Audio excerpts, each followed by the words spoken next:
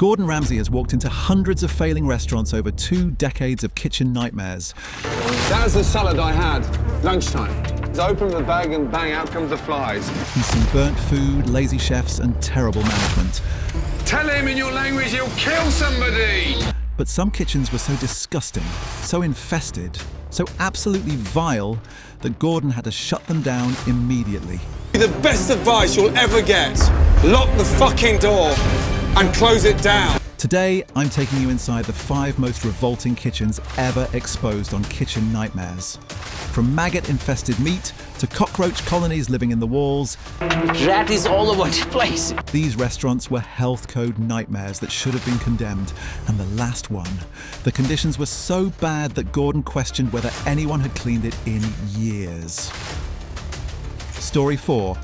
Handlebar, the rotten seafood disaster. Kitchen Nightmares. Season 6, Episode 3. Handlebar Restaurant and Lounge in Mount Sinai, New York. From the outside, it looked like a decent sports bar. Inside the kitchen, a completely different story. Owner Billy Galletti and his wife Lisa were running the place into the ground, but they had no idea how bad things had gotten. But when Gordon opened the walk-in freezer, he found seafood that had been sitting there for months. Not days, not weeks, months. The smell hit him immediately, that unmistakable stench of rotting fish that makes your eyes water. Gordon pulled out container after container of spoiled seafood. Shrimp that had turned grey. Fish that was slimy to the touch. Scallops covered in freezer burns so bad they looked like they'd been there since the restaurant opened. Therefore, Gordon had to make Billy smell it himself. He forced him to confront what he'd been serving to customers. Billy's face went pale. He knew this could have gotten people seriously sick. But the freezer wasn't the worst part. When Gordon inspected the main kitchen, he found meat stored directly next to cleaning chemicals. Cross-contamination waiting to happen. One wrong move, and someone's eating bleach-flavoured chicken. The refrigerators weren't maintaining proper temperature. Food was sitting in the danger zone, warm enough for bacteria to multiply, but not cold enough to keep it safe. Gordon shut down the kitchen immediately and brought in a professional cleaning crew. He told Billy that if this was his restaurant, he'd be ashamed to show his face in public. Customers are complaining about the food. You can't walk around oblivious to the fact that you think this is good. Yeah, but it's not bad in everybody's opinion. What made Handlebar particularly disgusting wasn't just the rotten food, it was the complete negligence. Billy and Lisa had stopped caring about basic food safety. They were so focused on their failing marriage and financial problems that they'd let the kitchen become a biohazard. Really had no idea of the past practices that had gone on. Handlebar's rotten seafood was bad, but this next restaurant had something living in the kitchen. Story 3. Fiesta. Sunrise, the Cockroach Kingdom. Kitchen Nightmares. Season 2, Episode 9. Fiesta. Sunrise in West Nyack, New York. This Mexican restaurant became one of the most infamous episodes in Kitchen Nightmares history, and for good reason. No le gustó. It's dreadful. Absolutely fucking dreadful. Owner Vic Flores was drowning in debt, the food was terrible, and the kitchen was hiding a secret that would make your stomach turn. But when Gordon started inspecting the kitchen, he found cockroaches. Not just a few scattered bugs, an entire infestation. They were crawling on the walls, hiding in the equipment, living in the food storage areas. Gordon opened a container of refried beans and found them covered in a layer of grease so thick it looked like wax. When he dug deeper, he discovered the beans had been sitting there for who knows how long, providing a perfect breeding ground for bacteria. Therefore, Gordon kept digging. Bean. Oh, how? It's like a cement mixer. Are you fucking stupid? Who's controlling this? He found cheese that had gone moldy, meat that was past its expiration date by weeks. Up in tinfoil. Look at the colour of it. It's oxidized. And what's that in there? Pieces of pork. That's pork. Sauces that had separated and developed that telltale layer of liquid on top that screams, "Throw me away." But here's what most people don't know about the Fiesta Sunrise episode. The restaurant had actually failed. Before, under a different name, Vic had simply changed the name, slapped on new paint, and reopened without fixing any of the underlying problems. The kitchen equipment was the same. The storage practices were the same. Even some of the old food was still there. The cockroach infestation wasn't new. It had been building for years across 2 different restaurant incarnations. Gordon was so disgusted that he questioned whether the place should even be allowed to reopen. The cockroaches weren't just in one area. They'd colonized the entire kitchen, every corner, every piece of equipment, every storage space. The episode showed Gordon actually finding a dead mouse in the kitchen. The combination of cockroaches, rodents, and spoiled food made Fiesta Sunrise one of the most unsanitary restaurants ever featured on the show. Here's the kicker: Fiesta Sunrise closed permanently just a few months after the episode aired. The building was eventually seized due to unpaid taxes. The health violations were so severe that no amount of Gordon's intervention could save it. Cockroaches and dead mice are revolting, but this next kitchen had something even worse: maggots. Story 2. Dylan's, the grease trap from hell, kitchen nightmares. Season 1, Episode 6, Dylan's Indian Restaurant in New York City. This episode became legendary not just for the disgusting kitchen, but for the sheer volume of health violations Gordon discovered in a single inspection. What? What is that? Is that for rats or mice? Food for to catch a rat. So we have got rats here.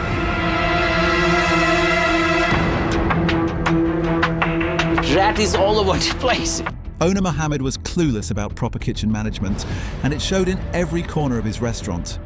But when Gordon started his inspection, he found a kitchen that looked like it hadn't been deep cleaned since it opened. The grease buildup was so thick on the equipment that you could scrape it off in chunks. Gordon opened the refrigerators and found raw meat stored above cooked food, a basic cross-contamination violation that any culinary school student knows to avoid. Blood from the raw meat was dripping onto the food below. Therefore, Gordon kept digging. He found mold growing in the ice machine, the same machine that was making ice for customer drinks. Think about that. People were drinking beverages with ice that came from a mold-infested machine. The stove and grill were covered in so much burnt grease and food debris that they were fire hazards. One spark in the wrong place and the whole kitchen could have gone up in flames. But here's the detail that didn't make the final cut. The grease trap outside the restaurant was so backed up that it was overflowing into the alley. The smell was so bad that neighboring businesses had complained multiple times. The city had actually cited Dylan's for the violation, but Mohammed never fixed it. The ventilation system was clogged with grease, meaning all the smoke and fumes from cooking weren't being properly vented. The staff was literally breathing in toxic air every shift. Gordon found food that was weeks past its expiration date still being used in dishes, sauces that had separated and gone bad, vegetables that were wilted and rotting in the bottom of the refrigerator. It's rotten. I'm worried about the flies in the dining room. I know where they're fucking breeding now. Look at it. I've eaten here. Come on. What made Dylan's particularly revolting was the combination of violations. It wasn't just one thing, it was everything. Every single aspect of kitchen safety and cleanliness had been ignored. Mohammed's response? He blamed his staff. He blamed the economy. He blamed everyone except himself for letting his kitchen become a health department nightmare. Dylan's had every violation imaginable, but this final kitchen was so disgusting that Gordon questioned whether it had ever been cleaned. Story 1. Burger Kitchen, the meat locker of death. Kitchen Nightmares. Season 5, Episodes 6. Burger Kitchen in Los Angeles, California. This 2-part episode became one of the most watched in Kitchen Nightmares history, partly because of the family drama, but mostly because of what Gordon found in the kitchen. There's a lot of tension within all the family members, which filters down to us. Owner Alan Saffron and his son Daniel were at war over the restaurant. Their fighting had distracted them from noticing that their kitchen had become a biohazard.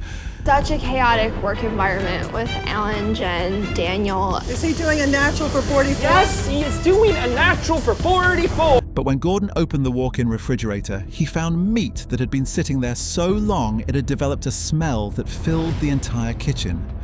Not just a little off, completely rancid. The kind of smell that makes you gag and step back.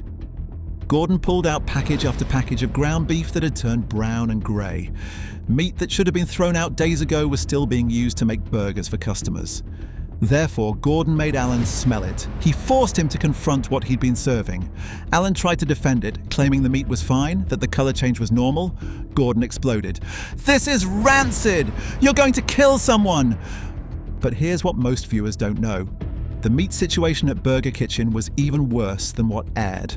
According to health department records obtained after the episode, the restaurant had been cited multiple times for improper food storage and temperature violations before Gordon ever showed up.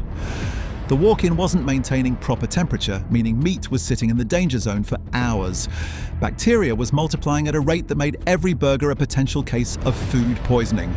Gordon also found frozen meat that had been thawed and refrozen multiple times. Another major health violation. Once meat is thawed, you can't refreeze it.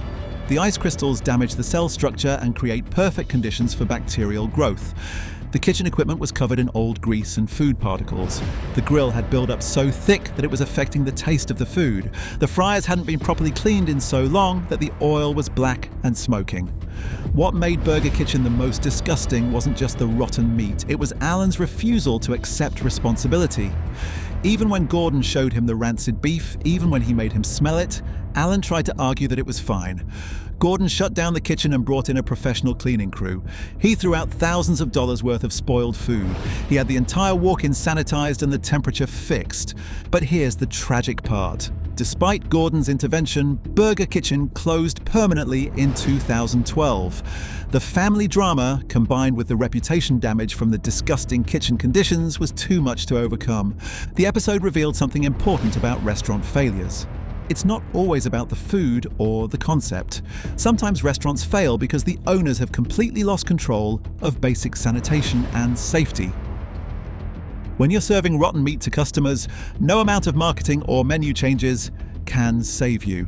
Now that you've seen the most disgusting kitchens Gordon ever walked into, you need to see what happens when chefs make mistakes so unforgivable that Gordon eliminates them on the spot in Hell's Kitchen. In that video, I break down the 10 most unforgivable mistakes in Hell's Kitchen history, from wasting thousands of dollars to serving literal garbage. Click here to watch it next. That's Hot Plate Banter. We drop 2 videos every week, so smash that like button, share this with anyone who loves kitchen nightmares, and subscribe for more. Let's keep this banter going.